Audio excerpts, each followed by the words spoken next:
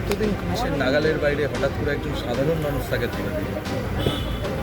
একটু বাংলায় মানুষ বিচার করবে, বিচার করেছে যে এতদিন ধরে যে প্রশান্ত বর্মনকে খোঁজা হচ্ছিল সেটা মমতা ব্যানার্জির সরকার খুঁজে পায়। আর 15 দিন আমাদের শুভেন্দু অধিকারী সরকার আসার পরই একজন সাধারণ মানুষ তাকে খুঁজে দিল। সুতরাং আগের সরকার, তৃণমূল সরকার কীভাবে দুষ্কৃতী দুর্বৃত্তদের, ক্রিমিনালদের নিয়ে সরকারটা চালিয়েছে এবং তাদের মাথার উপর আশীর্বাদের হাত রেখেছে, আজকে তার যোগ্যতা নিয়েও প্রশ্ন তুলেছিল এখনকার মুখ্যমন্ত্রী, তখনকার রেলওয়ে। সুতরাং এসব মানে কী বলবো, ক্যালাস ইনকেপেবল অপদার্থ লোকদের টাকা তোলার জন্য লাগানো ছিল। কিন্তু টাকা তোলা, মানুষকে অত্যাচার করা, এবং এটা আগের মুখ্যমন্ত্রীর নেতৃত্বেই হয়েছে। কারণ উনি জানেন না, উনি চাইছেন, অথচ অ্যারেস্ট হচ্ছেন, এটা হতে পারে।